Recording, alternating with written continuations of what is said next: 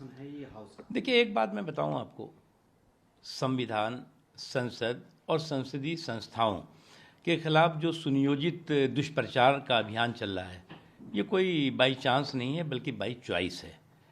ये संयोग नहीं है बल्कि प्रयोग है। आपको याद होगा अच्छी तरह से कि जब जब देश की धाक और धमक दुनिया में मजबूत होती है, तब तक ये लोग उसको धक्का देने में लग जाते हैं। याद होगा आपको 2015, जिस वक्त की 54 देशों के राष्ट्राध्यक्ष और उनके मंत्री भारत में दुनिया के आर्थिक, सामाजिक, सांस्कृतिक, पर्यावरण से जुड़े हुए मुद्दों पर चर्चा कर रहे थे, डिबेट कर रहे थे, डिस्कशन कर रहे थे, डिसीजन कर रहे थे। उस समय यही जो ट्रेडिशनल और प्रोफेशनल भारत बैशर्स हैं, भारत को बदनाम करने वाले जो प्राणी हैं, उन्होंने क्या किया था? अवार्ड वापसी अभियान, जहां पर 54 देशों के राष्ट्राध्यक्ष यहां पर भारत में बैठ करके पूरी दुनिया की तस्वीर और तकदीर के बारे में तय कर रहे हों, वहां पर अवार्ड वापसी अभियान चल रहा था। और मीडिया में क्या दिख रहा था कि 54 देशों के राष्ट्राध्यक्षों की भारत में उपस्थिति नहीं दिख रही थी, बल्कि अवार्ड वापसी अभियान दिखाया जा रहा था।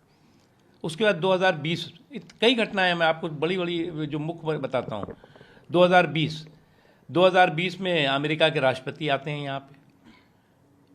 अमेरिका के राष्ट्रपति का यहाँ प्रवास होता है, दौरा होता है, तमाम मुद्दों पे चर्चा होती है, लेकिन उस वक्त क्या न्यूज़ होती है?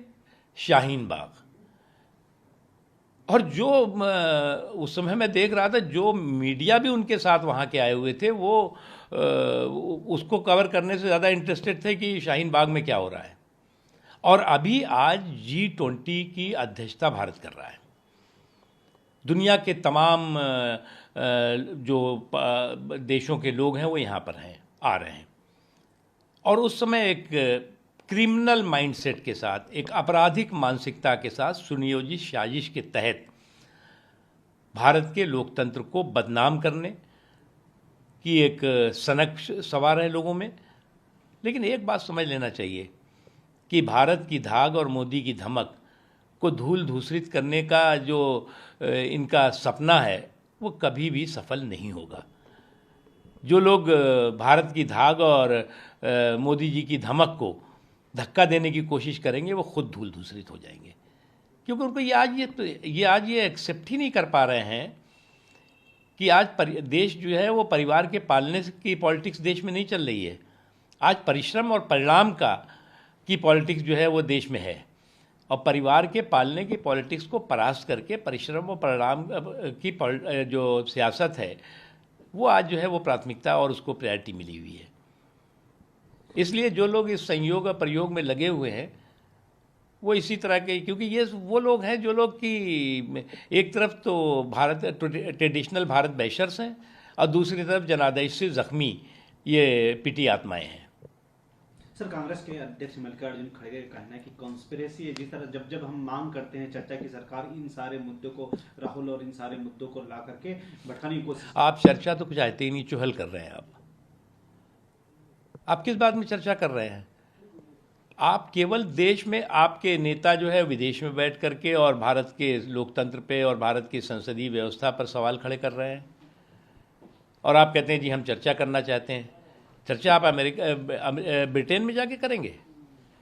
आप वहाँ पर तो जो है वो उसी संसद को, जिस संसद में आप चर्चा करने की बात होती है, उस संसद के संसदीय सम्मान को ध्वस्त करने की कोशिश कर रहे थे। ये कहाँ का जो है वो इनकी सोच है। और मुझे तो लगता है कि इनकी जो दिमाग है, उनके दिमाग जो है वो कहीं ना कहीं चरने चला गया है। सर, महाराष्ट्र के पूर्व मुख्यमंत्री उद्धव ठाकरे ने बयान दिया है कि अगर हम सब एक नहीं हुए तो इंडिया 2024 के इलेक्शन के बाद डिक्टेटरशिप में चला। देखो भाई, इनकी दिक्कत क्या हुई है, ये डायनेस्टी को डेमोक्रेसी मानते हैं।